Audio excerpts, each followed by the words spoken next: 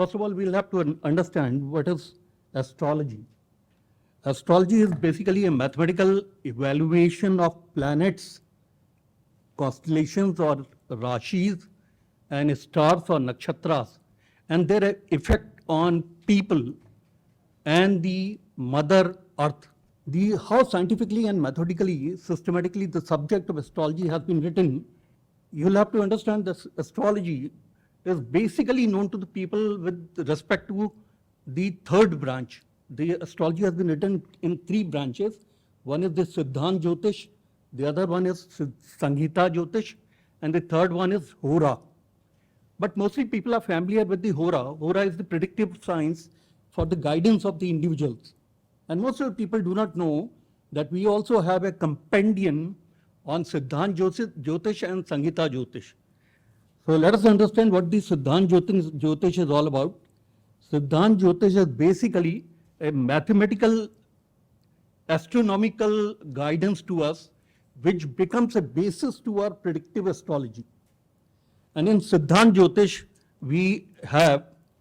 it has been written by 18 rishis, and they have written quite in a detailed manner. The 18 rishis have written it, and I'll give you a couple of names. For example, Surya Siddhant, Agni Siddhant, Angira Siddhant, Chavan Siddhant, Pitama Siddhant, Parashat Siddhant, Vyas Siddhant, Vashit Siddhant, Manu Siddhant, Marichi Siddhant, Kashyap Siddhant, Narad Siddhant, and Garg Siddhant, Romesh Siddhant, Polish Siddhant, and Bhragu Siddhant, Yavan Siddhant, and Shaunak Siddhant. These were the 18 rishis who have written astronomical treatises in a very vrihad basis, very comprehensively. And to give an example of how comprehensive this entire compendium is, it is so much of a mathematical thing that it proves that astrology is a definite science. It's all Gaditagya. You see, Goswami Tulsidas ji, who was well read in Pancha Siddhantika, he has written in the 18th chaupai of Hanuman Chalisa, Jug Sahasra Yojan Par Bhanu, Lilyo Tahi Madhur Fal Janu. Jug, and what is the distance the Hanuman ji has covered? Jug Sahasra Yojan. Yojan is the unit of, Yojan means 12.8 kilometers. Jug Sahasra Yojan Par Bhanu, Lilyo Tahi Madhur Fal, Lilyo Tahi Madhur Fal Janu. इसका मतलब उसे उन्होंने सूर्य को एक मधुर फल समझकर अपने मुंह में रखने की चेष्टा की. जुग का मतलब होता है 12,000 योजन. If you multiply that to Sahasra, which is 1,000, we reach to a figure 1 crore 20 lakhs yojan. And 1 yojan is exactly 12.8 kilometers. When you multiply this, you come to 15 crore 36 lakhs as the distance between Earth and the Sun.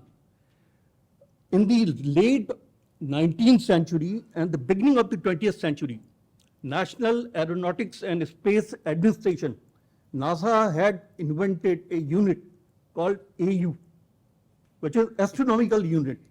An astronomical unit AU is a average distance between Sun and the Earth. And 1 AU is equal to 15 crore kilometers. And now these situations that I would just like to prove it to you, it comes to 15.36. Why? Because Earth is going around the Sun in an elliptical, Vartulakar, Andakar orbit. And there are two phenomena. One is the perihelion, when the Earth is closest to the Sun. And the other one is this aphelion, which is when the Sun is the farthest from the, when Earth is farthest from the Sun. If you take an average of that, it comes to exactly 15.36 lakhs, 15 crore 36 lakhs kilometers as a distance between Earth and the Sun. And this was written in the Siddhanta Jyotish between 4,000 to 7,000 years back. I think our 18 rishis need a clap at this point from our audience for this kind of accuracy. Now we have the second part of the Jyotish is Sanghita Jyotish. Sanghita Jyotish is basically mundane astrology. It calculates the area-wise, in different places, area-wise rainfall. It calculates the epidemics and the pandemics. It calculates all kinds of natural calamities like earthquakes, volcanoes, hurricanes, cyclones. It also calculates the area-wise crop production. It talks about the minerals, metals, where they are likely to be found. And this mundane astrology, you'd really be surprised, it also talks about war in any part of the world. And change of government is also calculated by the mundane astrology. Sri K.N. Rao, Indian Audit and Account Services Officer, who was the Director General of Audit and Accounts, he founded the Center of Astrology in Bharati Vidya Bhavan.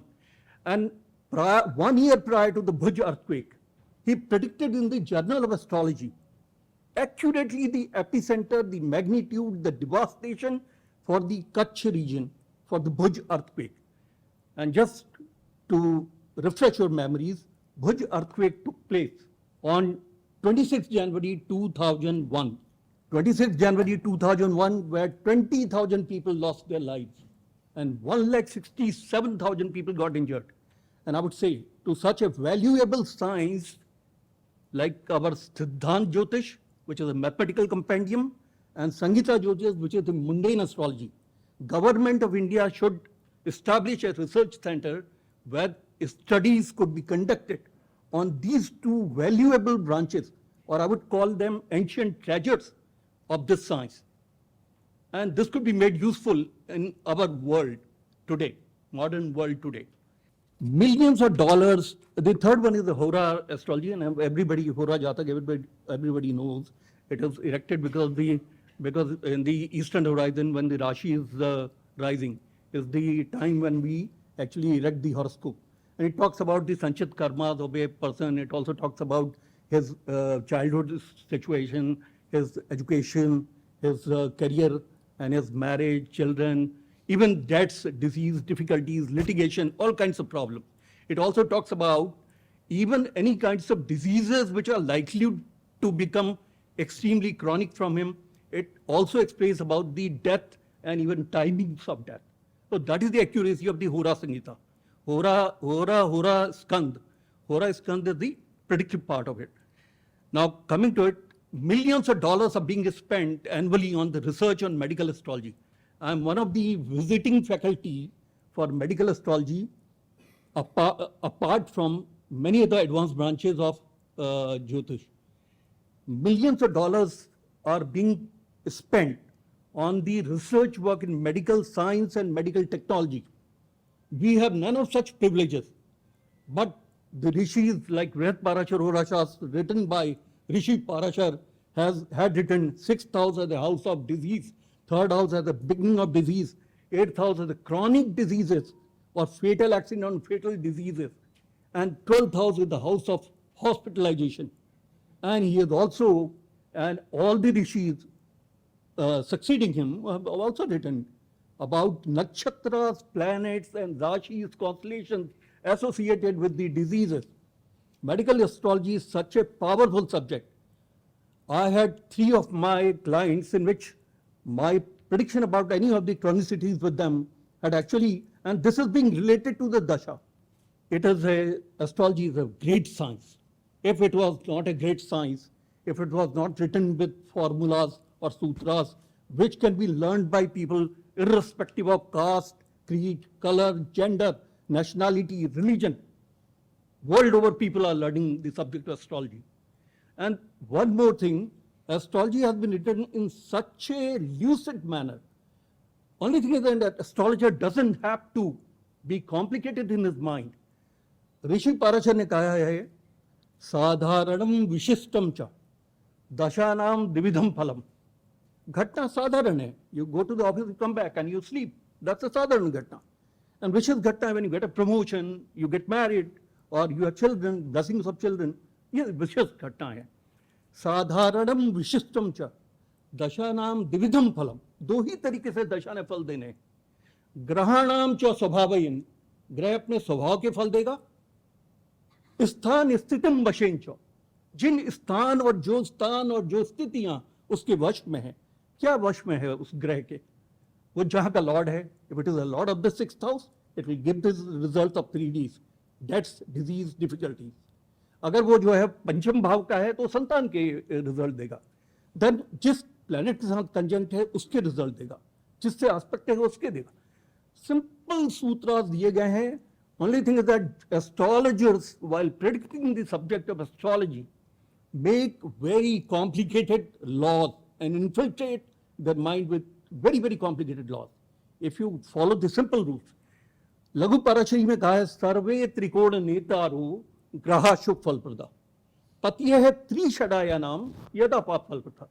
मतलब अगर त्रिकोणों का सामने, if a planet is the lord of the trinal house, it has to give great results, and if it is lord of the Trishadaya, 3, 6 and 11, it will always give the inauspicious result. Simple सूत्र है। 2000 में university grant commission ने astrology को वैज्ञानिक मानते हुए universities में curriculum में undergrad and post graduate level पे एक्सेप्ट किया। 2000 से लेकर 2003 तक it went into different states courts in जनहित याचिका।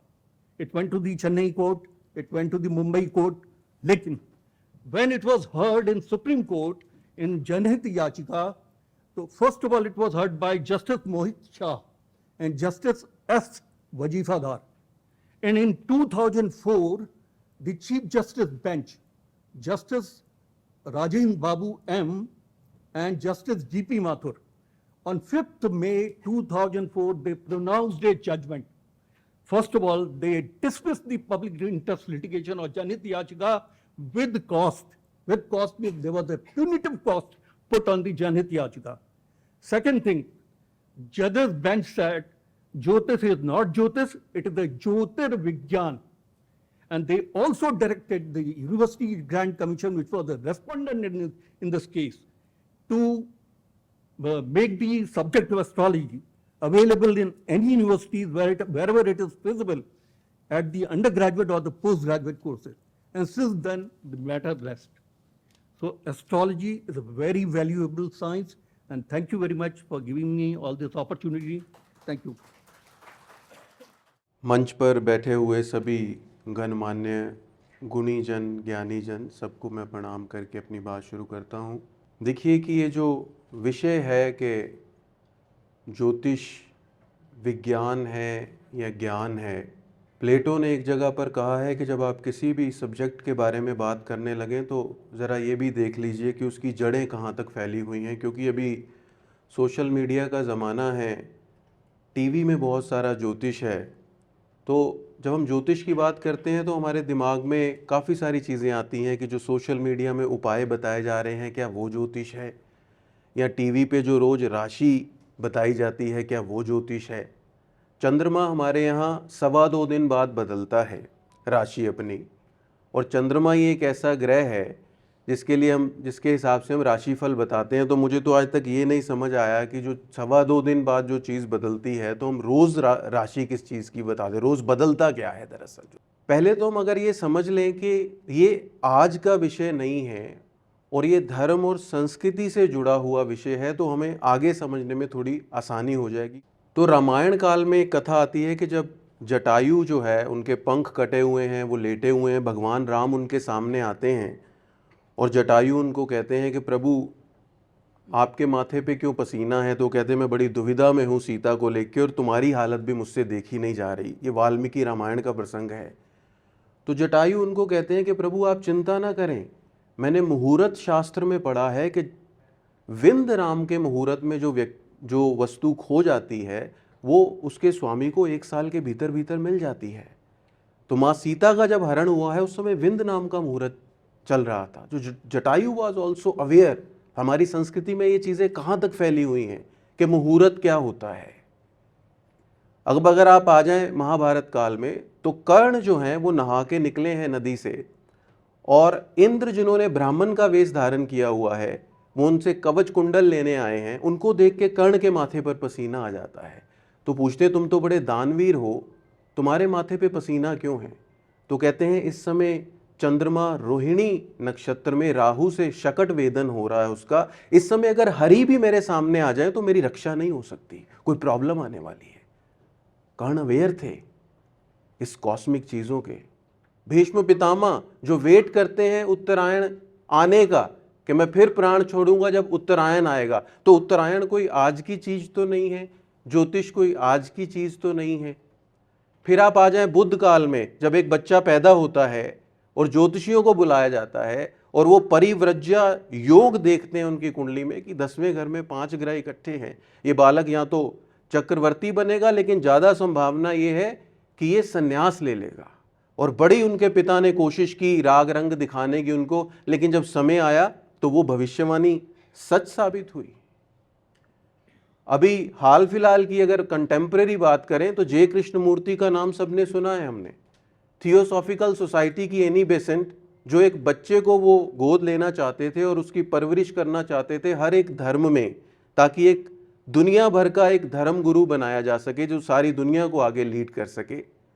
जय कृष्णमूर्ति पर उनकी नजर गई, उन्होंने बच्चे को गोद ले लिया। लेकिन जय कृष्णमूर्ति जो साउथ इंडियन ब्राह्मण परिवार से थे, जन्म के समय पर उनकी कुंडली देख के ज्योतिषी ने उनके पिता से कहा था कि ये बालक, इसकी कुंडली में एक बहुत बड़ा छत्रभंग योग है, ये आगे जाके किसी बहुत बड़ी संस्था को भंग करेगा। अब वो गरीब ब्राह्मण क्या जाने कि कौन सी संस्था आएगी, किसको भंग करेगा। अरे ज्योतिषी महाराज, क्या जरा सी दक्षिणा के लिए क्या क्या बता जाते हो, हमारा दिल खुश करने के लिए। लेकिन आने वाले टाइम में एनी बेसेंट ने उनको गोद लिया और जो थियोसॉफिकल सोसाइटी में एक बहुत बड़ी संस्था का ऑर्डर ऑफ द ईस्ट नाम से शुरू किया गया। लेकिन उसकी पहली मीटिंग में ही जब सारी दुनिया के लोग वहाँ इकट्ठे थे तो उन्होंने ये कह के भंग कर दिया उस संस्था को कि जो ट्रुथ है वो पाथलेस पाथ है, किसी एक व्यक्ति के लिए कोई एक ट्रुथ नहीं है। तो ये तो अब की बात है कि ज्योतिषी ने बताया और बात सच हुई। इसी तरह से मैं एक किताब पढ़ता था, क्या भूलूं क्या याद करूं, ये डॉक्टर हरिवंश राय बच्चन की आत्मकथा है, क्या भूलूं क्या याद करूं। उसमें वो बताते हैं कि उनके नाना हजारी प्रसाद जी वो इलाहाबाद कोर्ट में प्रैक्टिस करते थे। उनको किसी ज्योतिषी ने बताया कि फलां दिन तुम्हारी मृत्यु हो जाएगी। वो बोले कि जिस दिन वो दिन आया तो मेरे नाना ने मेरी नानी से कहा मैं अपने कुलीग से मिलाऊं, अब आज तो मेरी मृत्यु का दिन है, ये बात तय है, तो मैं कम से कम उनको अपना आखिरी अलविदा कह आऊँ। और उनकी नानी ने कहा क्या आप भी किन बातों में पढ़ते हैं। लेकिन शाम को जब वो घर आए, खाना खाया और उनका देहांत हो गया। ये डॉक्टर हरिवंश राय बच्चन कहते हैं अपनी किताब। इस तरह के बहुत सारे सूत्र हैं जो जगह जगह पुराणों में और हमारे आसपास देखने को मिलते हैं, जो इस बात को स्थापित करते हैं कि ज्योतिष कोई आज का ज्ञान नहीं है। कोणार्क के सूर्य मंदिर को देखिए, जो वहाँ के राजा ने इसलिए बनवाया था कि उनकी एक मन्नत थी कि मेरा कुष्ठ रोग ठीक हो जाए तो मैं भगवान सूर्य, और सूर्य हमारे यहाँ सदियों से स्वास्थ्य को देने वाले ग्रह हैं।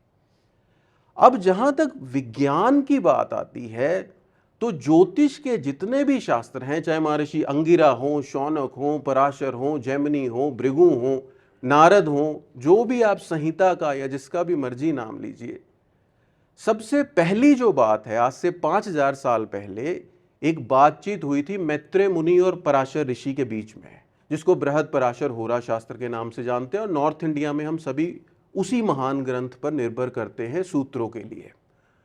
अब मैत्रेय मुनि की एक खास अवस्था है कि जिसमें वो एक भावना से भर के अपने गुरु से पूछते हैं कि मुझे बताइए कि कर्म का ये चक्कर क्या है, ये सौर मंडल के ग्रह क्या हैं, इनकी कक्षाएं क्या हैं, इनकी गतियां क्या हैं।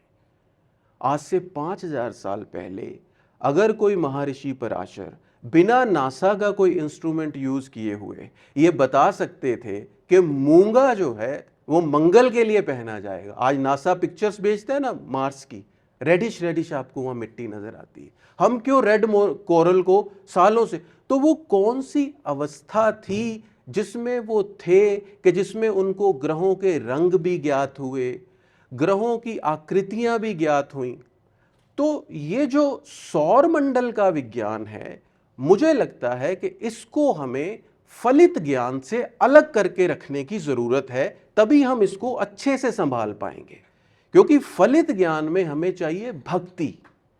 अगर ठीक है वेस्टर्न वर्ल्ड में बहुत इस बारे में रिसर्च हुआ, सारी बातें हुई, सब चीजें ठीक है, लेकिन वहां कोई ऐसा ऋषि नहीं हुआ कि जिसने जब बृहस्पति की मूर्ति बनाई तो उनका पेट थोड़ा निकला हुआ बनाया, उनका वजन थोड़ा ज्यादा बनाया। ये उन्होंने बृहस्पति का रूप, ये हमारे ऋषियों ने देखा सही मायने में जब उनकी चेतना मूलाधार से सहस्त्रार की तरफ बढ़ी और रास्ते में हर चक्र पर उनको हर विद्या का ज्ञान होता गया। इसमें बहुत ज़्यादा बड़ा जो एक ब्लेसिंग है वो भगवान शिव की भी है कि जिन्होंने पार्वती को उनके 108 जन्मों तक ये ज्ञान दिया।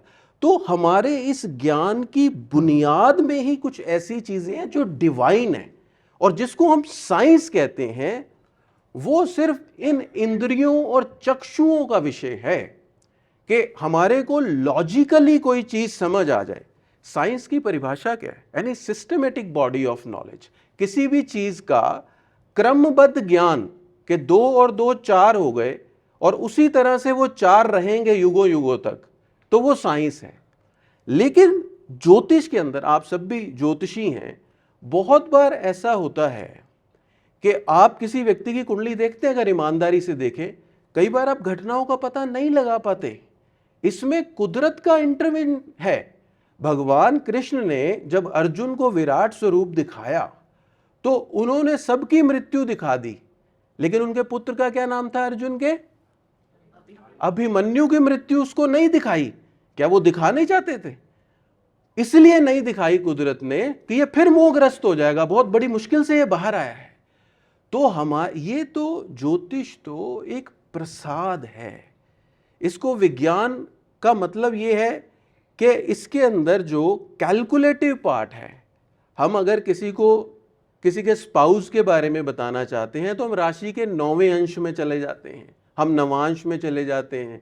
हम करियर का बताना चाहते हैं, हम 10वें अंश में चले जाते हैं।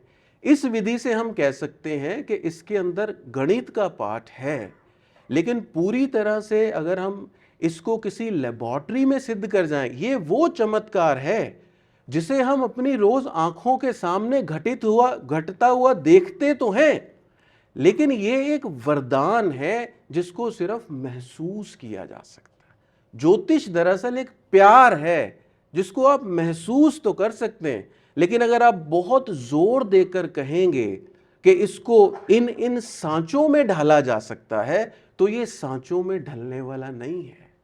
ये फूल की खुशबू है कि जिसको आप महसूस तो कर सकते हैं अपने गुरुओं की कृपा से, अपने गुरुओं के आशीर्वाद से, अपने पुरानी परंपरा, ये ऋषि महर्षि जो तपस्या कर कर के जिन्होंने उस ईश्वर के गर्भ से ये नॉलेज सारी निकाली और हमको दी। लेकिन हमें इसके ऊपर कोई भी इस तरह की चीज नहीं लेके आनी है कि जहां पर हमारे ऋषियों पर ही कल को कोई सवाल आए कि आप तो कहते थे कि मांगलिक और नॉन मांगलिक का नहीं चल सकता, लेकिन यहां पर तो चल गया।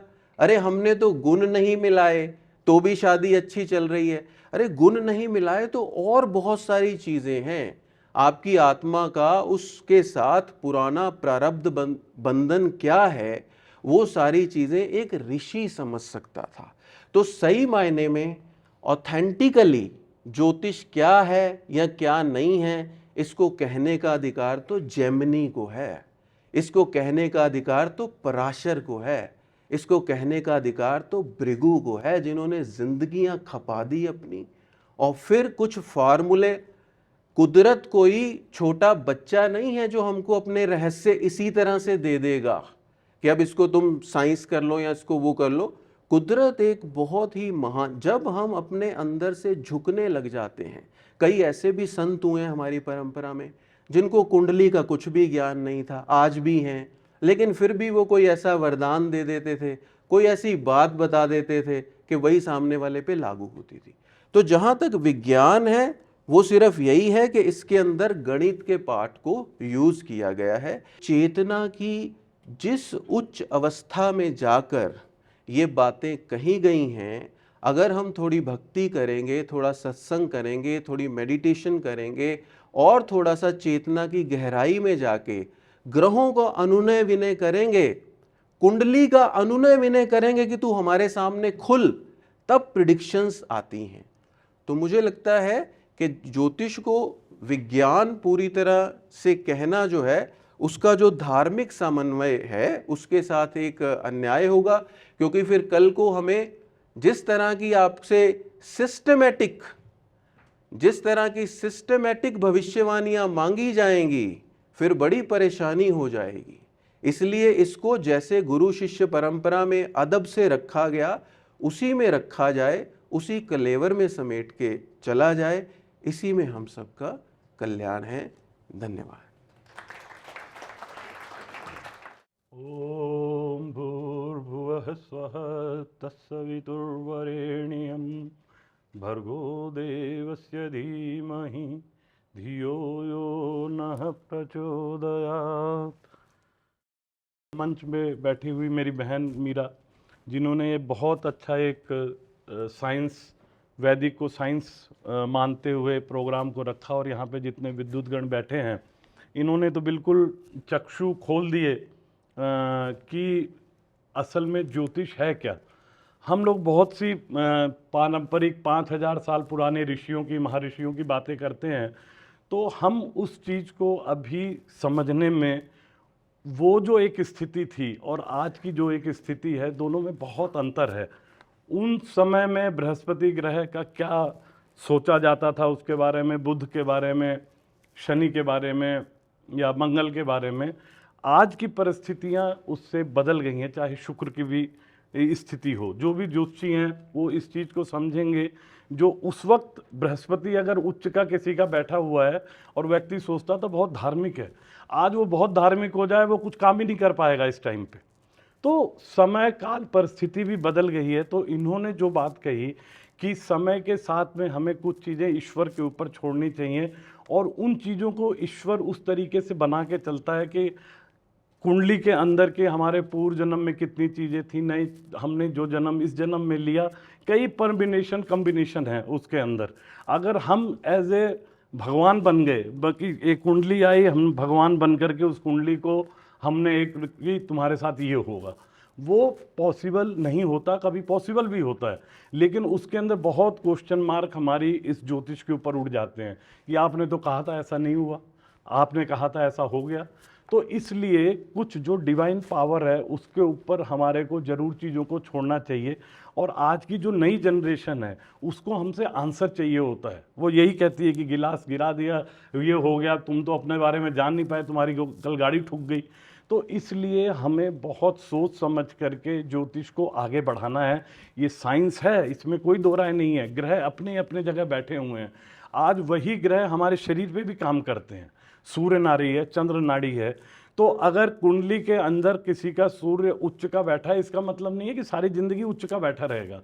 वो अपने कर्म खराब करने में थोड़ा सा समय लगता है। वो देर से उठना शुरू कर दे, अपने पिता की इज्जत करना बंद कर दे, सूर्य ग्रह खराब होने में टाइम नहीं लगेगा। वो दूर बैठा है, उसकी तो ड्यूटी है, वो रोज सुबह उठ रहा है, हमारे को एनर्जी दे रहा है। हम एनर्जी ले रहे हैं कि नहीं ले रहे, वो हमारे ऊपर डिपेंड करता है। तो इसलिए वो साइंस तो है वहाँ पे। उसके बाद में वो एक इस तरीके की चीज़ें आ जाती हैं जो कि आध्यात्म से जुड़ जाती हैं। अब बच्चे मेरे पास आते हैं, मैं कहता हूँ सुबह से कैसे दिनचर्या शुरू करते हो? वो बोलते हैं जी मैं जिम जाता हूँ। मैंने कहा तुम जिम गए, तुमने दिमाग के लिए क्या एक्सरसाइज करी? तो बोलते दिमाग के लिए कौन सी एक्सरसाइज होती है? मैंने कहा उसके लिए मेडिटेशन करो। जो आज स्ट्रेस है, आधे बच्चे सिर्फ इसलिए आ जाते हैं मुझे एंग्जाइटी हो गई, मेरे को डिप्रेशन हो गया। ये हमने अपने जब कॉलेज में थे हमने तो कभी नहीं सुना कि डिप्रेशन भी कोई चीज़ होती है। आज 10वीं क्लास की बच्ची आके बोलेगी मैं डिप्रेशन में हूँ। तो ऐसा तो कुछ है नहीं कि अब वो ग्रहों की स्थिति ऐसी बदल गई।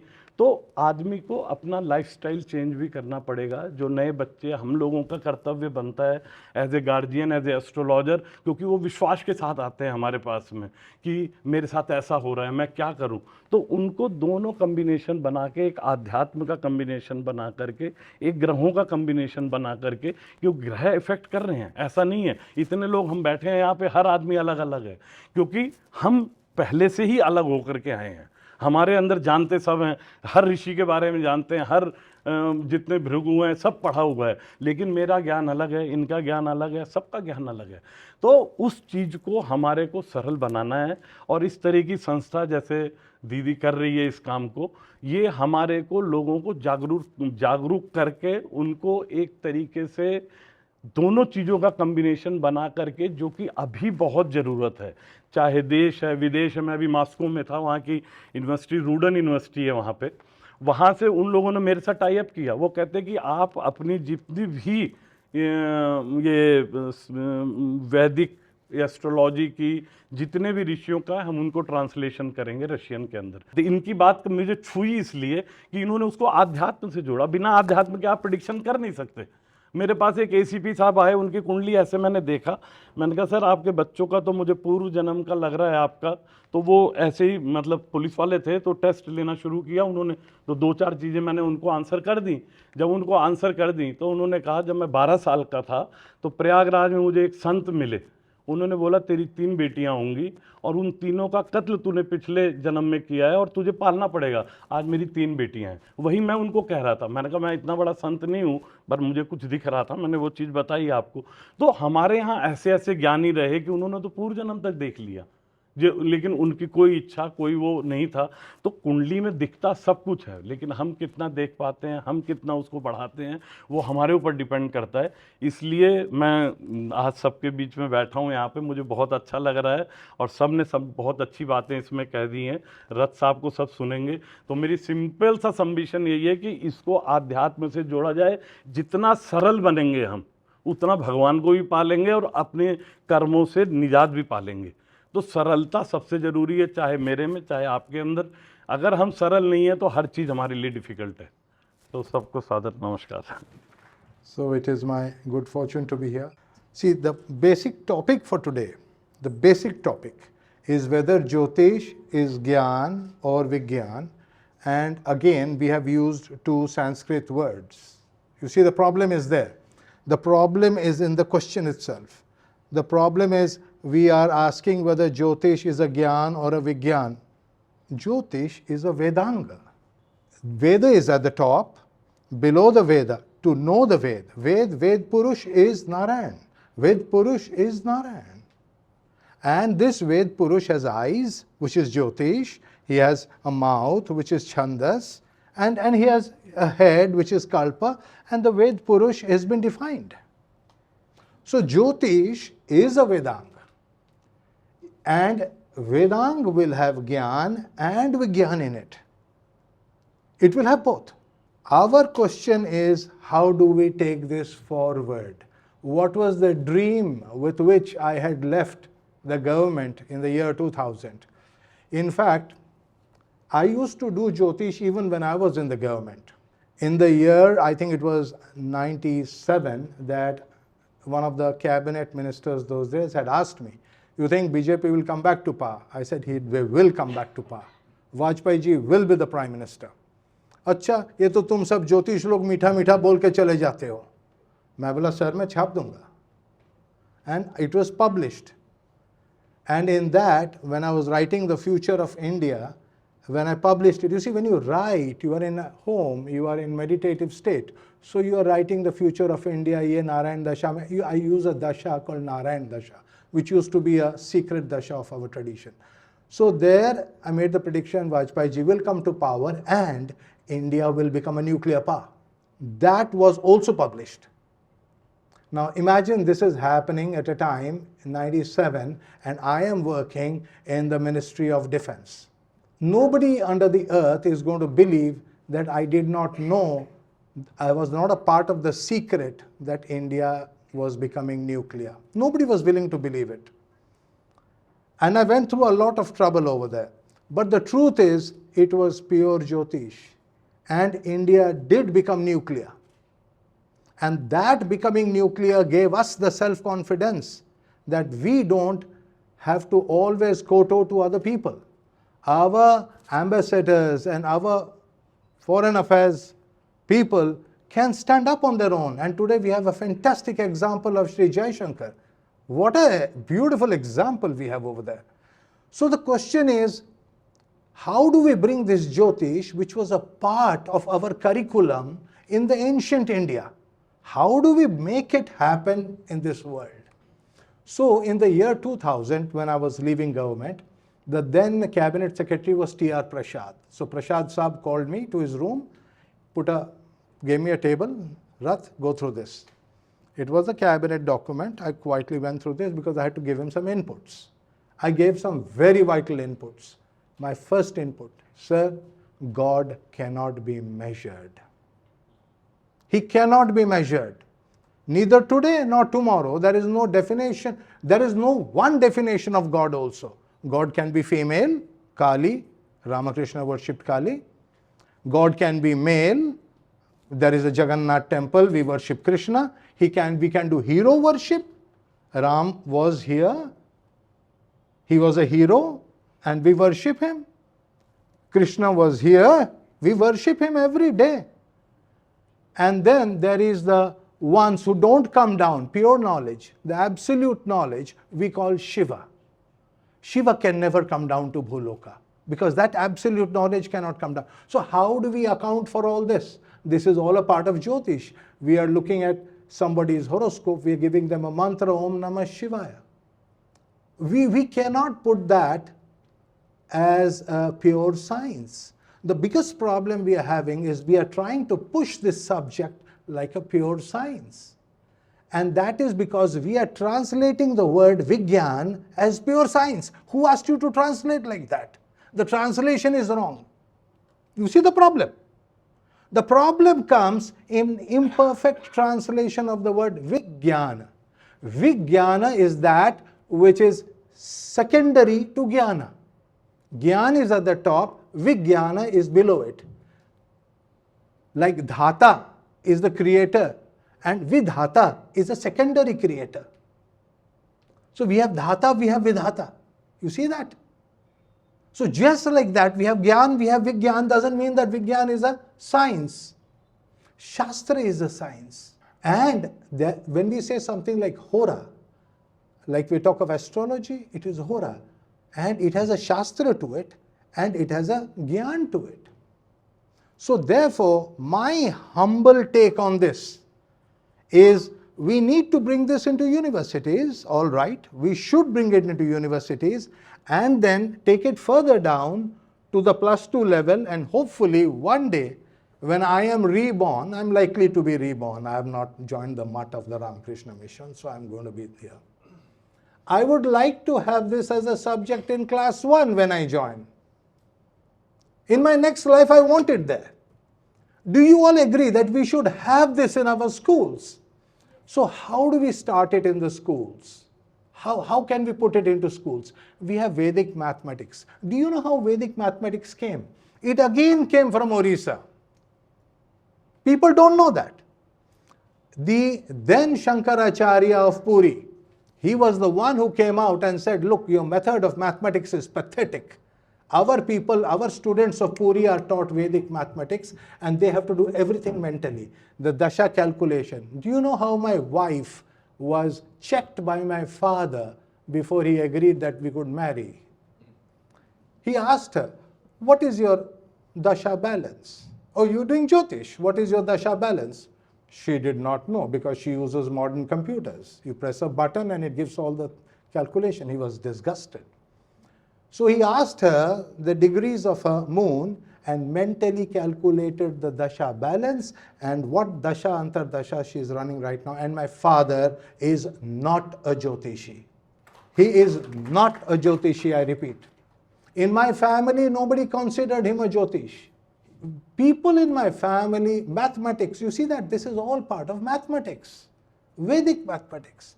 Dasha calculation, drawing the chart, it gives you the power of visualization. It makes you closer to your karmas. It makes you understand what is happening with your chart. You know your chart. All this information was provided to a young child in the school level. For example, when I walk in, you know how I meet people. I was introduced, Professor Neera came up of Draupadi Trust. I thank them for calling me. She introduced herself, Professor Neeru. How many of you, there are many students of mine, did the Katapayadi mathematics of her name. I did it automatically. Do you get Taurus?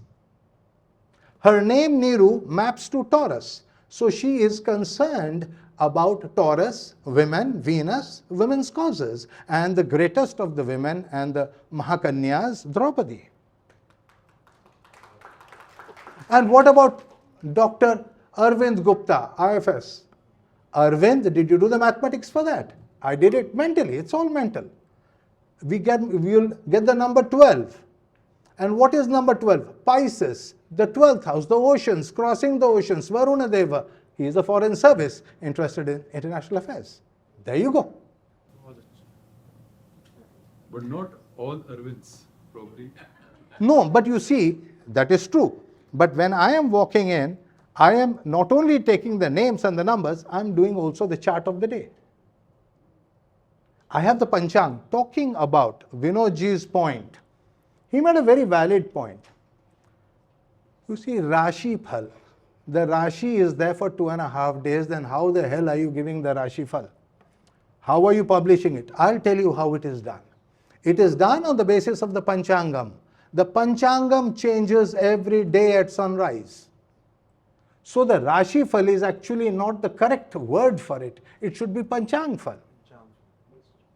Every child has to be taught the Panchang.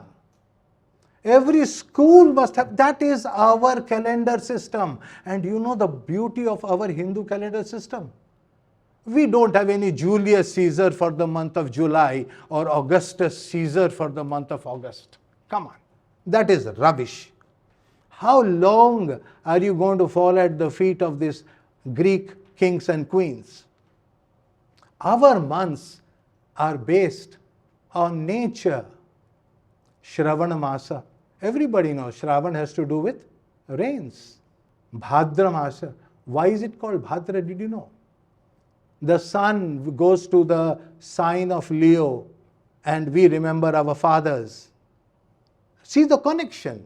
It goes to the sign of Leo. Leo gets associated with Surya. Surya is the father, and the fathers and the father's father and the father's father, Pitrilok.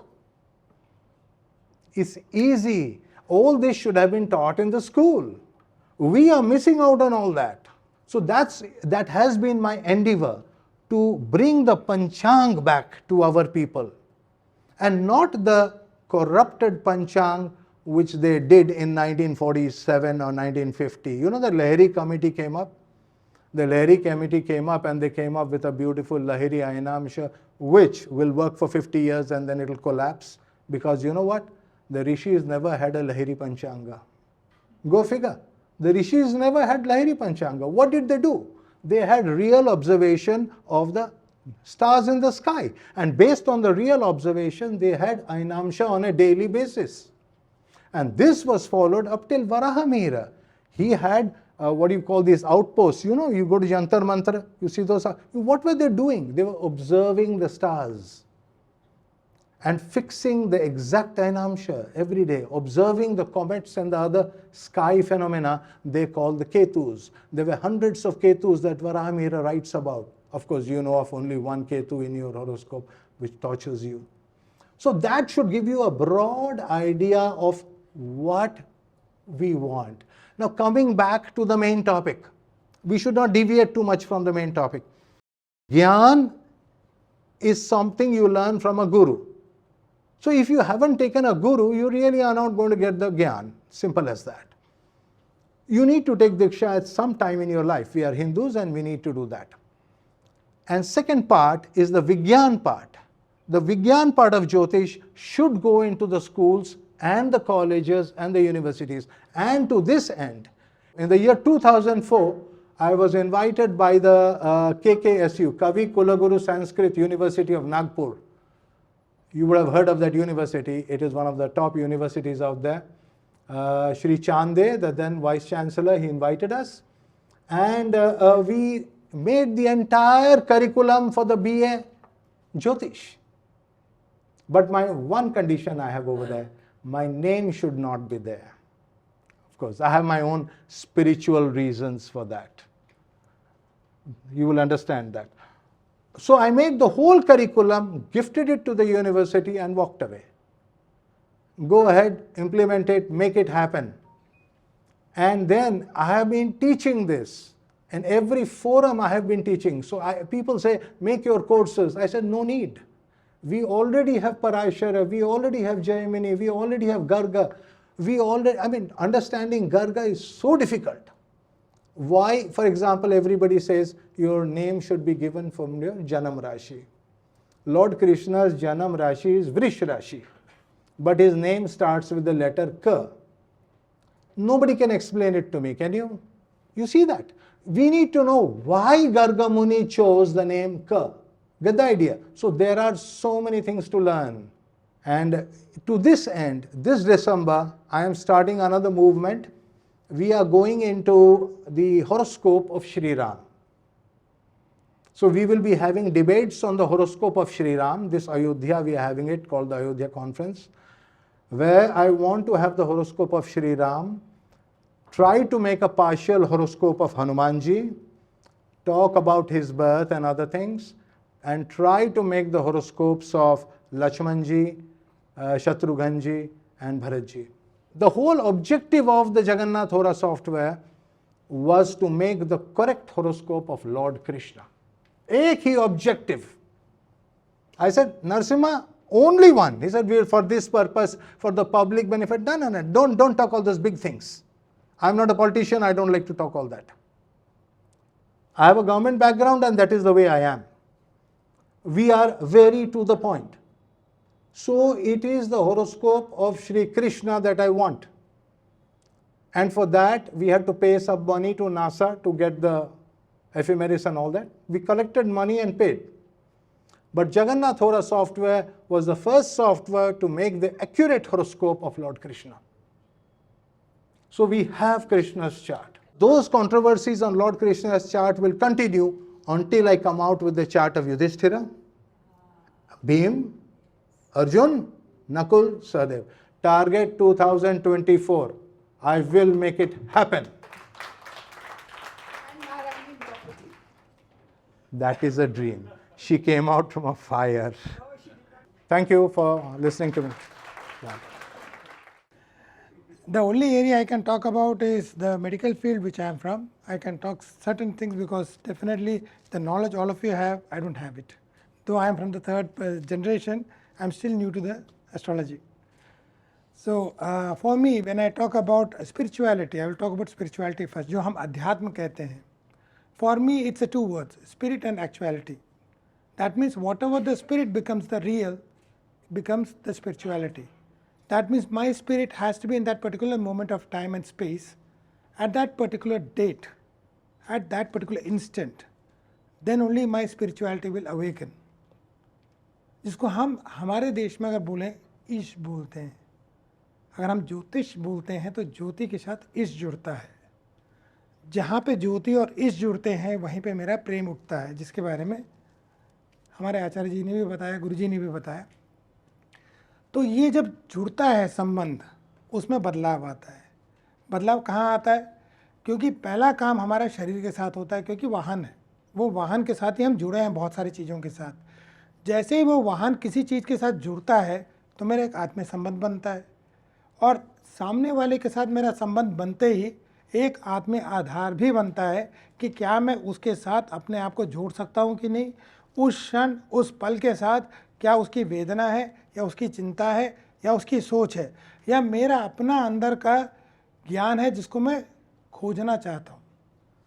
जब तक वो ज्ञान मैं खोज नहीं पाऊँगा तो वो विज्ञान नहीं बनेगा, क्योंकि उसका कोई एक रीज़न बनेगा, लॉजिकल, एनालिटिकल और फंक्शनल रीज़न बनेगा जो मैं बता सकता हूँ. जैसे प्रेम है, उसको मैं बयान नहीं कर सकता हूँ. दुख होगा, आंखों से आंसू आ जाएंगे, आप कहोगे किसी कारण से हुआ. मगर आपको अगर विज्ञान, जैसे बोला कि यहाँ पे ज्योतिष को हमें विज्ञान बताना है, तो मुझे कोई ना कोई गणना बनानी पड़ेगी, कोई ना कोई विचार पेश करना पड़ेगा. चाहे मैं उसका लग्न चार्ट बनाऊँ, चाहे कुछ बनाऊँ, तो दिखाने के लिए चाहिए मुझे. जैसे हम कहते हैं डॉक्टर के पास गए, मुलाकात हुई, बात हुई, दवाई दिया, चले गए. डॉक्टर बहुत अच्छा नहीं है, कुछ बोला ही नहीं. जब तक डॉक्टर साहब उनकी बातें नहीं सुनेंगे तब तक उनके साथ मेरा संबंध जुड़ेगा नहीं. एंड वो संबंध जोड़ने के लिए मैं आज मानता हूँ ज्योतिष एक ऐसा चीज़ है जो सबसे बड़ा काउंसलर का काम करता है, क्योंकि कहीं ना कहीं वो मन के साथ जुड़ता है, तन के साथ जुड़ता है, सोच के साथ जुड़ता है, भावनाओं के साथ जुड़ता है और धर्म के साथ भी जुड़ता है। अब जब इन सारी चीज़ों का समावेश होता है तो उसका एक शरीर बनता है। मैं उस शरीर को उसके सामने प्रस्तुत करता हूँ। अगर उसको वो शरीर समझ आता है तो वो उसके साथ जुड़ता है, उसमें बदलाव आएगा। अगर वो शरीर के साथ नहीं जुड़ पाता तो कहीं ना कहीं खामी रहती है। तब हम क्या करते हैं, तब बाकी चीज़ों के साथ जोड़ाव करते हैं, किसके साथ, मंत्रों के साथ। कुछ ना कुछ यंत्र देते हैं, कुछ जाप बताते हैं, कुछ ध्यान की विधियाँ बताते हैं। तो ये सारी जो चीज़ें हम बताते हैं उनको जोड़ने के लिए मैं विज्ञान का रास्ता कहाँ ढूंढ रहा, ज्ञान से ढूंढ रहा। जैसे गुरुजी ने बताया कि एक स्तर नीचे है, तो मुझे ज्ञान पर लाने के लिए उसको एक फॉर्म देना पड़ेगा। तो हम चित्त की बात करते हैं, फॉर्मलेस है, उसका अरूप है, उसका कोई रूप ही नहीं है। जिस क्षण वो रूप में आ जाए, हम कहते हैं सूरज का गोला दिखता है, वो सुबह जो है लाल दिखेगा, फिर वो सफ़ेद दिखेगा। क्या वो सफ़ेद है, क्या वो लाल है? तो हमारी जो एटमॉस्फेयर है उसने क्या किया, उसने कुछ ना कुछ तो ऐसा किया जिसने उसको रंग बदला। हम आकाश को नीला मानते हैं, क्या वो नीला है? ब्रह्मांड में तो अंधेरा है, उसके बीच में कुछ तारे चमकते हैं और हम तारों के साथ गणना करते हैं, तारों की दूरी के साथ अपने आप को जोड़ते हैं। यहाँ बैठ के अगर मैं तारों के साथ अपने आप को जुड़ाव करना चाहता हूँ, क्या मैं उस स्थिति में आ सकता हूँ कि मैं मंगल की दशा या उस स्थिति को समझने के लिए क्या मैं मंगल बन सकता हूँ कि नहीं? जैसे भक्ति का मार्ग होता है, अगर मुझे शिव की पूजा करनी है तो मुझे शिव बनना पड़ेगा, कोई और शिव की पूजा नहीं कर सकता। उसी प्रकार से जितने ग्रह बैठे हैं वो भी देवता ही हैं, तो मुझे उस स्थिति पे आना ही पड़ेगा कि मैं मंगल की स्थिति और परिस्थिति को समझूं और उस रूप में आऊं, तभी उसका उपाय भी मैं दे सकता हूं। क्योंकि अपने शरीर में दर्द होगा तो मैं बता सकता हूँ मेरे सर में दर्द है। अब मंगल की दशा खराब है तो मैं कैसे बताऊंगा, मंगल बनूंगा तभी तो बताऊंगा, अरे भैया आप में ये खामी है, इसको बदलो, इसके साथ ये जोड़ो, काम करेगा। और ये चीज़ हमारे देश में आयुर्वेद ने इस्तेमाल किया, विदेशों में होम्योपैथी ने इस्तेमाल किया, बैच फ्लावर्स ने इस्तेमाल किया, और बहुत सारे साइंटिस्टों ने उसको वेरीफाई करने के लिए क्या किया, रेडियो वेव्स के साथ जोड़ना शुरू किया, जो हम आज भी मानते हैं कि हमारे शरीर के साथ जुड़ा हुआ है। जब हम EEG कराते हैं, टेस्टिंग होता है, तो वही सारी चीज़ें इस्तेमाल हो रही हैं, मगर शब्द दूसरे हैं। हमने उन शब्दों का इस्तेमाल नहीं किया जो मॉडर्न साइंस इस्तेमाल कर रही है, हमने उन शब्दों का इस्तेमाल किया जो अरूप है। हम उन शब्दों का इस्तेमाल करते रहें। भक्ति का कोई रूप नहीं है, चित्त का कोई रूप नहीं है, जितनी हम चीज़ों के बारे में बोलेंगे, ईश्वर का कोई रूप नहीं है, वो अरूप है। हमने उनको एक रूप दिया और फिर भावनाओं के साथ अपने आप को जोड़ दिया। जैसे हम जुड़ते हैं तब बदलाव आता है। और ये भाग अगर आप देखें, आज के दिन काउंसलर्स भी करते हैं। कैसे? वो MBTI का इस्तेमाल करते हैं। They talk about 16 personalities, they talk about 16 forms of personalities MBTI में हम लोग इस्तेमाल करते हैं। और ये सारे 16 फॉर्म्स अगर आप देखें, चाहे वो एरीज हो, चाहे वो हम पाइसेस तक ले जाए, हर प्लैनेट के साथ कोई ना कोई एक पर्सनालिटी जुड़ा हुआ होता है। और हम वो नॉर्मल लग्न चार्ट के साथ देख के भी बता सकते हैं कि हाँ भैया मेष राशि होगा तो ये सारे चीज़ हो सकते हैं। अब कितना होगा प्रोबेबिलिटी, गारंटी नहीं है, क्योंकि कुछ ना कुछ बदलाव आएगा। वो बदलाव कहाँ से आता है? क्योंकि सृष्टि में 4 रास्ते होते हैं। 2 रास्ते वो होते हैं जो सृष्टि कहता है कि हाँ, और दूसरा कहता है ना, तीसरा और चौथा हम लोग चुनते हैं। सृष्टि कहता है भैया ये रास्ता गलत होगा, लंबा पड़ेगा, और हम उस पर मजबूरी से चलते हैं और कुछ समय के बाद वापस उसी स्थिति परिस्थिति में आके जुड़ जाते हैं। That means when the nature says yes, I say no, take a longer route and come back. जैसे कुछ लोग मेरे मित्र हैं, उनका जब चार्ट आया था मेरे पास तो मैंने कहा आपने बहुत सारे कैरियर चेंज किया है। कहते नहीं। मैंने कहा यस किया है आपने। कहता है नहीं, मैं मतलब आज के दिन वो फोटोग्राफ़र है, प्रोफेशनल फोटोग्राफ़र है। तो तूने कहा हाँ मैंने होटल मैनेजमेंट किया था। मैंने कहा नहीं, उसके बाद भी चेंज किया आपने, कहीं ना कहीं आप सेल्स करते रहे, तो वो वर्चुअल मार्केटिंग करते थे जिसका संबंध होटल मैनेजमेंट के साथ नहीं था। उसके बाद दोबारा कैरियर चेंज किया। They talked about healing, therapies, meditation, कोई संबंध होटल मैनेजमेंट के साथ नहीं। उसके बाद वो सारा छोड़ के वो फोटोग्राफी पे चले गए। तो वो सारी चीज़ें कब दिखती हैं? जब बदलाव आता है। इवन स्पोर्ट्स पर्सनालिटीज़ का भी आप देखें तो बहुत सारे लोग चेंज करते रहते हैं कैरियर्स, फील्ड कुछ और होता है और कहीं से कहीं और चले जाते हैं। ये जो दायरा बनता है ये हमारे जुड़ाव के साथ होता है। तो किसी भी रूप में हम मैकेनिकल फॉर्म में इसको साइंस नहीं कह सकते, क्योंकि ये भावनाओं से जुड़ा हुआ है। जब मैं इसको अपने साथ जोड़ता हूँ, I always believe that 50% is mathematics. जब नीरज जी से मुलाकात हुई तो मैंने कहा दो चीज़ें हैं, maths is there, then we have got a philosophy. दोनों जब जुड़ेंगे तो एक प्रैक्टिकल एस्पेक्ट आएगा। 50% is the practical aspect connected to my way of understanding you in a better manner. जब तक मैं आपको नहीं समझूंगा मैं आपके बारे में नहीं बता सकता। और यही चीज़ ज्ञान के साथ भी जुड़ता है। Because when I start assuming certain things, I create a practical result in a conditioned form. That is how the science is formed. They take a sample, they base that कि हाँ ये सारा चीज़ ऐसे ही होगा, उसी के बेस पे, assumption के बेस पे फाइनल रिजल्ट्स आते हैं। और मैं उस रिजल्ट को पूरा करने की कोशिश तब करता हूँ जब मुझे पता हो कि प्रैक्टिकली मैं किस पे इम्प्लीमेंट कर रहा हूँ। So in a certain condition, restricted areas, I can come out with a specimen sample and get a best result out of that. That becomes a science. But for that, I need to have the wisdom for that. So the bringing about the wisdom matters to me. So I'll say thank you for the time.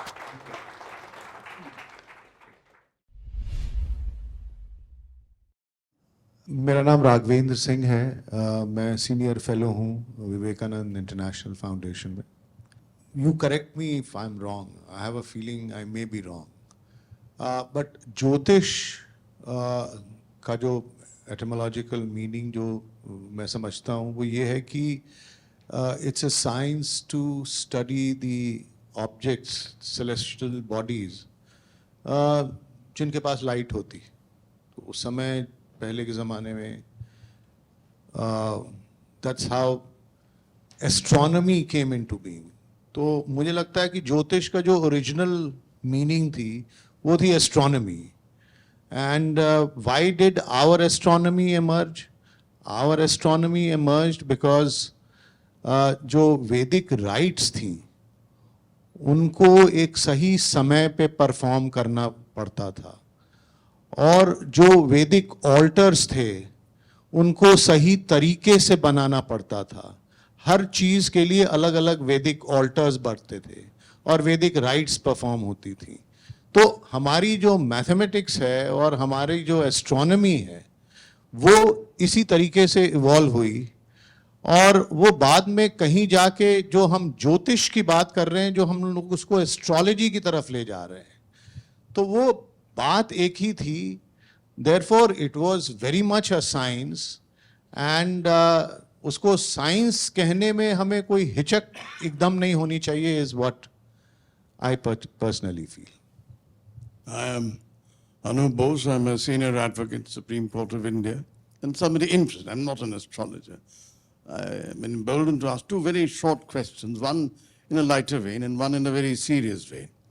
The one in a lighter vein is the great American financier, J.P. Morgan, once said that one can easily become a millionaire, but to become a billionaire, one needs to consult an astrologer. So, on a lighter vein, but I would like to elicit your response to that. The second is in a very serious vein, because the greatest need of the hour is peace. The world is full of strife, whether it is Ukraine and Russian conflict, whether it's Palestine and Israel, whether the threatening gestures of the Khalistanis, or various parts of the world, you see.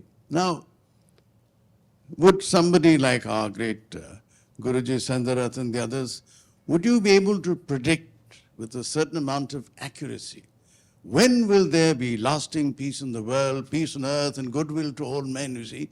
Whether somebody like Aryabhat or Varamira, you mentioned his name, in their time, would they have thought about this through an astrological prediction?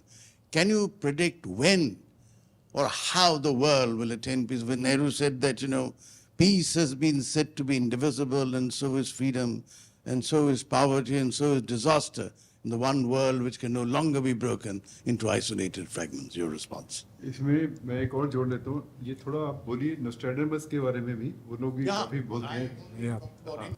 Firstly, the point about J.P. Morgan. It is true that the founding fathers of America followed astrology thoroughly.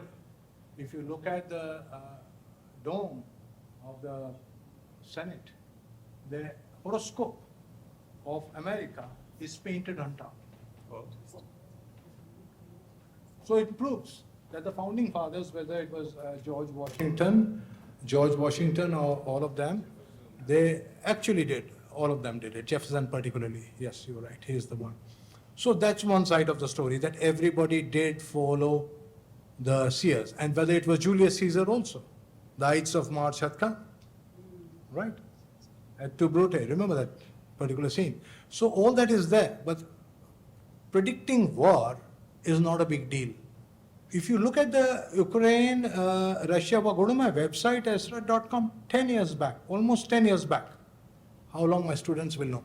I have taken the chart of Ukraine, I saw the war, and I wrote about it. And I asked them, for heaven's sake, do the necessary remedial measures. Typical. Ignore. War happens, damage happens. Now they come to me with wads of money. When will the war come to an end? I'm not a magician. I'm not a magician. You should have taken that advice when it was offered. You see, this is the problem. The peace requires, the United Nations that was made, to what extent is it really playing its role today? I'm going to do the chart of the United Nations would be a very nice future study. They also have a chart. They were also made one day. How about their charts? You see, what is coming in the future of the world should be a nice theme to talk about. And not just that, what is the role of India? We cannot run away from our responsibilities. Swami Vivekananda had categorically told us, it is our responsibility as Indians to hold the torch of spirituality.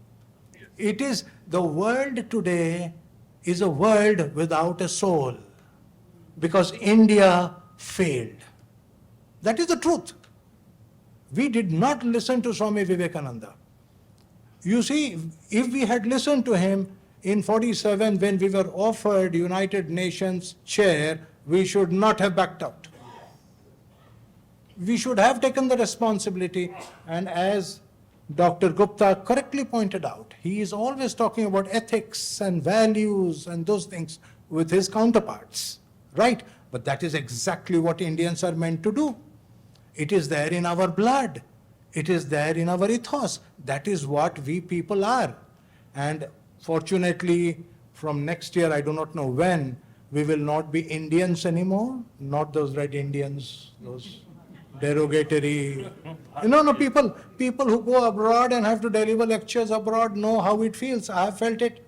I used to deliver every year at the Theosophical Society in London. So those issues are there. So Bharat is we are Bharat. Why should we be ashamed of that? And so it's high time we stood up and took those responsibilities. Yes, a new order has to be formed.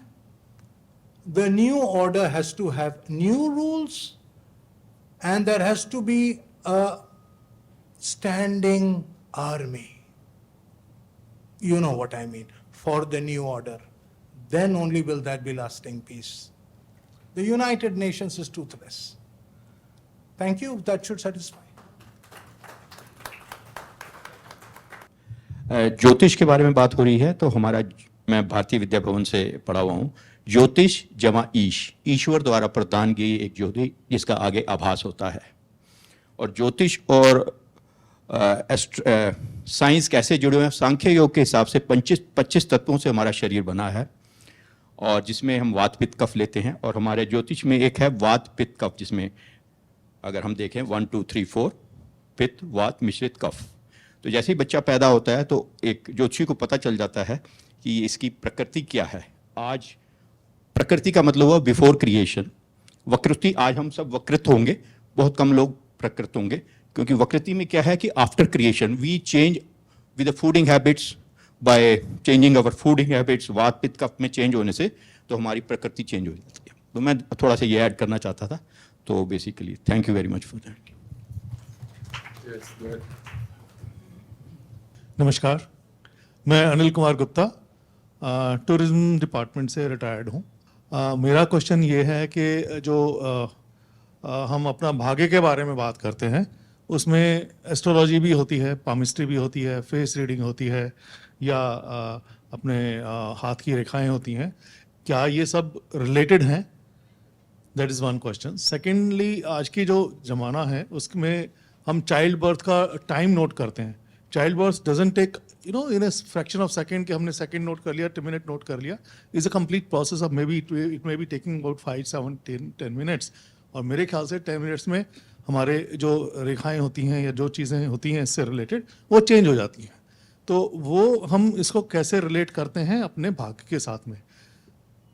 Another point is that आज के science के युग में मैंने देखा है कि लोग अपने बच्चों के लिए सपोज बर्थ होना है and they go for caesarean, they first calculate what point of time, what time is suitable for the child birth and they tell the doctor इस पर्टिकुलर टाइम पर बच्चे का बर्थ मुझे चाहिए।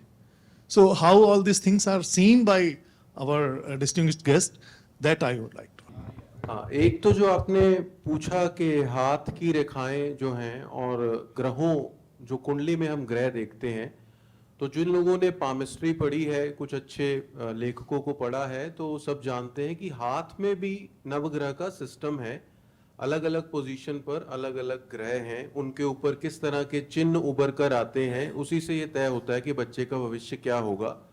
पामिस्ट्री में भी जैसे कहते हैं भगवान शिव जो हैं वो ज्योतिषी का रूप धारण करके आए, उन्होंने भगवान कृष्ण का हाथ देखा, भगवान शिव ने भगवान राम का भी हाथ देखा।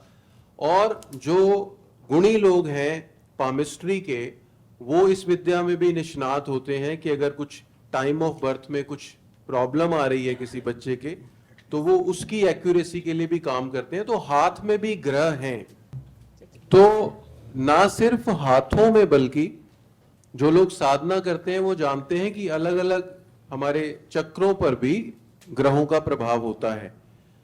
दूसरा प्रश्न था आपका कि बच्चे के जन्म समय को लेकर के, तो जन्म समय में सिर्फ एक जगह थोड़ी तकलीफ आती है। तो हमारे यहाँ तकरीबन, जो आप ज्योतिष थोड़ा पढ़ने की कोशिश करेंगे तो समझेंगे कि तकरीबन हर 1.25 घंटे बाद लग्न चेंज होता है। ईस्टर्न होराइजन पे राशि चेंज होती है अर्थ की मूवमेंट के हिसाब से। तो जो बच्चे उस वक्त पैदा होते हैं कि जब वो राशि चेंज होने वाली है, जब 2-4 मिनट का फर्क रह गया है, तो वहां पर प्रिडिक्शन में थोड़ी सी दिक्कत आती है। लेकिन जो जन्म का समय है, अगर वो जितना एक्यूरेट होगा उतनी एक्यूरेट प्रिडिक्शंस होती चली जाती। तीसरा प्रश्न क्या था आपका? तीसरी चीज भी आपने कुछ पूछी थी। हाँ, देखिए सिजेरियन में ये होता है, बहुत बार सभी ज्योतिषियों ने यहाँ महसूस भी किया होगा, जिन माँ बाप की जन्म पत्री में पंचम स्थान बृहस्पति, या जो बेसिक नियम है कि एक अच्छी संतान के लिए क्या क्या रूल एंड रेगुलेशन है ज्योतिष के शास्त्रों में, अगर माँ बाप की जन्म पत्रिका में वो सब चीजें हैं तब तो उनके मुताबिक वो सिजेरियन बच्चा हो जाएगा, वरना प्रेग्नेंट वुमेन्स ट्रैफिक में फंसी रह जाती हैं और हॉस्पिटल तक नहीं पहुंच पाती। हमने बहुत बार देखा। तो हम कुदरत को अपने अनुसार नहीं ढाल सकते। अगर किसी का सिजेरियन बच्चा हो गया तो ये गिफ्ट है भगवान का, सप्तांश उनका चार्ट मजबूत होगा, अपना चार्ट मजबूत होगा। और कोई प्रश्न? बट ये पॉइंट तो भी क्लियर है ना कि अगर सिजेरियन हो रहा है तो मंगल नेगेटिव पड़ गया ना। बिल्कुल बिल्कुल, जन्म से ही आपने मंगल को नेगेटिव डाल दिया, बिल्कुल नेगेटिव कर दिया।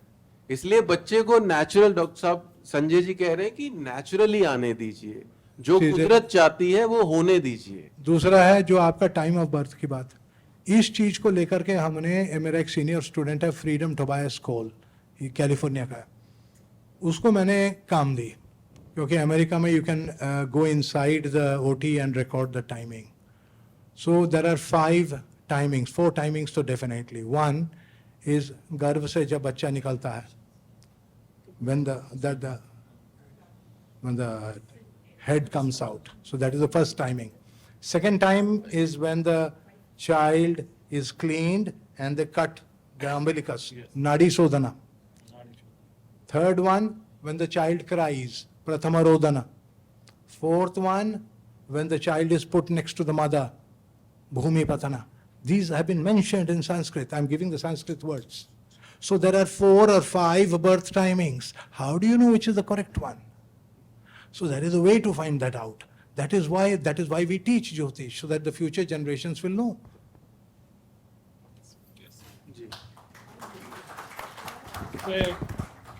इसमें मैं आप लोगों से एक बात बताना चाहूँगा।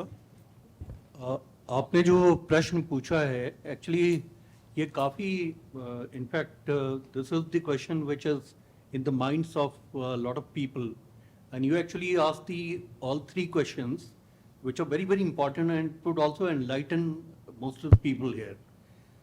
First thing is about what is the time to be captured when the child is born. देखिए, हमारा जो ज्योतिष है वो आयुर्वेद के समय, आयुर्वेदा और ज्योतिष दोनों साथ साथ ही समय के सहयोगी रहे हैं। और इसमें क्या था कि जो स्वास्थ्य था, ये तो अब मेडिकल टेक्नोलॉजी ने डायलेशन ऑफ प्यूपिल को डेप्थ का कैटेगरी में डाला। अदरवाइज आज से 20 इयर्स बैक स्वास्थ्य को लेकर ही इस बात का निर्धारण होता था कि कोई व्यक्ति जीवित है या वो उसकी मृत्यु हो गई है। तो आप ये सोचिए, what we have to think is when would it be required by a child to breathe on his own? It will be only when the umbilical cord is severed, clipped and cut. जब तक वो umbilical cord या placenta से mother के साथ में जुड़ा है बच्चा, तब तक उसे जो है किसी तरह से भी उसको नॉरिशमेंट या उसे एक्सटर्नल एजेंट्स की जरूरत नहीं है। तो सबसे पहली बात है कि ये मैं क्लियर कर दूं सभी को कि time of birth has to be when the umbilical cord is clipped and cut, number 1. And that is going to have an impact on all the Varga Kundlis. इसमें क्या है, हमारा जो सब्जेक्ट ज्योतिष का है वो इतना इंक्लूसिव लिखा गया है, इतना इन्वेसिव लिखा गया है। इसमें 16 वर्गा कुंडलीज बनती हैं। Mother of all chart is the chart, natal chart, जिसकी इन्होंने विनोद शर्मा जी ने बात की कि वो 1.25 घंटे तक एक लग्न रहता है और कस्पल होने पे लग्न परिवर्तित हो सकता है। लेकिन हम लोग जो है ज्योतिष बहुत सूक्ष्म लेवल पे करते हैं, इवन विनोद शर्मा जी भी स्वयं भी करते होंगे, और पंडित संजय रथ जी तो डेफिनेटली करते हैं। इसमें क्या है, देखिए, अगर आपको संतान के बारे में देखना है, आपने D7 देखना है, आपको अपनी पत्नी के बारे में, स्पाउस के बारे में देखना है, आपने D9 देखना है, पिता की पोजीशन, पिता की जो है स्थिति, पिता के मान सम्मान की स्थिति, धन की स्थिति D12 से देखनी है, आपने अपने जॉब को देखना है तो D10 से देखना है। अब क्या होता है कि अगर आपने the doctors are not inclined to give you, or neither are they obligated to give you an accurate horoscope. You have to tell them what is the time they need to capture, because they're more concerned. They're more concerned about the safety of the mother as well as the well-being of the child. ये तो आपके पहले प्रश्न का उत्तर रहा कि क्या capture होना चाहिए। दूसरा क्या है कि एक प्रारब्ध एक चीज होती है। इसमें प्रारब्ध में क्या होता है, देखिए, जैसे इन्होंने पंडित संजय रथ जी ने भी बताया और विनोद शर्मा जी ने भी बताया, प्रारब्ध इसमें क्या कहते हैं कि ज्योतिष के अंदर what are the factors which are affecting you. मंत्र मणि, इसमें रेमेडियल फैक्टर्स, मंत्र मणि, औषधि दान, प्रारब्ध, कर्म। इसमें फ्री विल का भी कॉन्सेप्ट है, कर्म का भी कॉन्सेप्ट है। अगर आपने सब कुछ कर दिया, आपने मंत्र साधना कर दी, आपने किसी को स्टोन्स भी पहना दिए, औषधि का आपने स्नान भी करा दिया, सब कुछ कर दिया, या मेडिकेशन दे दिया व्हेन रिक्वायर्ड, लेकिन अगर आपने कर्म नहीं किया तो then also that free will says that it's not going to change. अब प्रश्न ये उठता है कि हम जिस समय डिविजनल चार्ट्स में सप्तांशा ही ये बता देता है कि ये सिजेरियन सेक्शन होगा या ये नॉर्मल डिलीवरी होगी। अब थोड़ा सा फ्री विल का यहाँ कॉन्सेप्ट होता है, जिसको लोग पकड़ के जाते हैं ज्योतिषी के पास ये पूछने कि किस समय ग्रहों नक्षत्रों की स्थिति सबसे अच्छी है ताकि उनका बच्चा जो है वो राजा बने। आजकल जो सिविल सर्वेंट्स हैं, राजा बने या मिनिस्टर बने, वहाँ पे प्रारब्ध काम करता है। जैसे विनोद शर्मा जी ने बताया, आप ट्रैफिक में फंस जाएंगे। हमेशा मैंने कई अपने क्लाइंट्स के साथ देखा, वन और the other ways, either the doctor wasn't available or the doctor reached late, the horoscope would be saying कितना भी आप इंटरफेयर करने की कोशिश करेंगे तब भी हॉरोस्कोप वही बनेगी जैसा व्यक्ति के जीवन के अंदर घटित होने वाला है। अब एक क्वेश्चन और पूछा गया था, वो जैसे जो जेपी मॉर्गन साहब के लिए ने आपसे सुप्रीम कोर्ट के एडवोकेट साहब ने कहा था, देखिए क्या होता है, when you go up as you go up, the fear of fall is the greatest. Millionaire, though, there are plenty of them, and they have so much of security of assets and other things that once they have become a millionaire, they need not go to an astrologer. But the fear of fall is once you have to become billionaire, you have to take an advice of extra extraneous things. And astrology is something now world over being recognized, where any kind of defects in the charts can be remedied. So that's why they go to an astrologer. So it's a quote now, definitely it has come in the press. नमस्कार sir, सभी को नमस्कार। मेरा नाम सुरेंद्र कुमार गर्ग है। प्रारब्ध की बात अभी चल रही है, तो एक बार मैंने पढ़ा था एक उसमें गर्भाधान कुंडली भी एक होती है, गर्भाधान कुंडली, उसके बारे में कोई प्रकाश डाल दें। देखिए, भविष्य पुराण जो हमारे 18 पुराणों में बड़ा महत्वपूर्ण है, उसमें तकरीबन 12 जगह गर्भाधान के बारे में बात आई है, और उसमें से 7 जगह उसमें बताया गया है कि ये नक्षत्र चल रहा हो, चंद्रमा की ये स्थिति हो, उस समय निषेचन हो, अर्थात गर्भ धारण करे अगर कोई स्त्री पुरुष से, तो फिर एक राजा का जन्म होता है। और बड़ी अच्छी ये गहरी बात है, क्योंकि हम जब कुंडली को बनाते हैं, जैसे सब विद्वानों ने अपनी अपनी राय रखी, साथ ही साथ हम ये भी देख के चल रहे होते हैं कि ये कोई शरीर की कुंडली नहीं बन रही है, ये एक आत्मा की कुंडली बन रही है जो गर्भ के अंदर भी थी, और जब वो बाहर आई तो उसके कर्म कोई बदल नहीं गए बाहर आने से। शरीर तो वो आत्मा बहुत बार धारण कर चुकी है। तो बेसिकली ये एक, मैं आपको बता रहा हूं ना कि ये खेल बनाया हुआ विधाता ने, और हमें खेलने के लिए थोड़े खिलौने दे दिए हैं, बाकी क्या है क्या नहीं है उसी को पता है। सर मेरा रिक्वेस्ट है कि इसका मतलब ये हुआ कि जो गर्भाधान कुंडली है, जब हम अगर बच्चा पैदा होता है उसके लिए सिजेरियन करवाते हैं, उसके लिए समय पूछते हैं, तो इससे अच्छा होगा उचित समय कि किस समय गर्भ धारण किया जाए। जी, आप जन्म कुंडली से भी गर्भाधान की कुंडली निकाल सकते हो। निकाल सकते हैं जी। और नॉट ओनली दैट, गर्भाधान का कुंडली पर्टिकुलरली हम निकालते हैं जेनेटिक प्रॉब्लम्स चेक करने के लिए। जी, जेनेटिक प्रॉब्लम्स वही टाइम में होता है, तो गर्भाधान का कुंडली निकालने का तरीका होता है, आपका जैसे जन्म लगन पता नहीं क्या है, जो भी जन्म लगन है उससे सप्तम भाव में आपका आधन लगन होता है। ठीक है। और कई चीज़ें हैं, जैसे चांद जिस द्वादशांश में होता है, वो सारे तरीके हैं, रूल्स हैं, उसके सारे फॉलो करते हैं हम। और गर्भाधान का हर एक महीने का क्या होता है, फिर चेक करते हैं कि कौन कौन से महीने कुंडली सही निकली नहीं निकली, उसे चेक करते हैं, ये महीने में ये हुआ था, वो महीने में हुआ था। जी, वो सारी चीज़ें। There's a world drama cycle of 5,000 years, and which is Satyuga, Treta Yuga, Dwapar, and Kali Yuga. And we are in Kali Yuga, and we are now supposed to move to Satyuga. Really? So how does this measure in astrology? Means how does it link up with astrology, or is it there anything? There are Yuga cycles, but they are much larger cycles. You can just Google Wikipedia and go and study that. Yukteswara Ji of Puri, he's originally from Puri, from my place. He has suggested something. You see, just as you have a year, and a year is divided into months, and months into weeks, and weeks into days. So Yukteswar Ji suggested that we should have sub-cycles, and sub-sub-cycles, and sub-sub-sub-cycles. Like you have Dasha, Antardasha, Pratyantardasha, Sukshma, this thing. Similarly, the Yuga cycles can have smaller periods. Yes, that is true.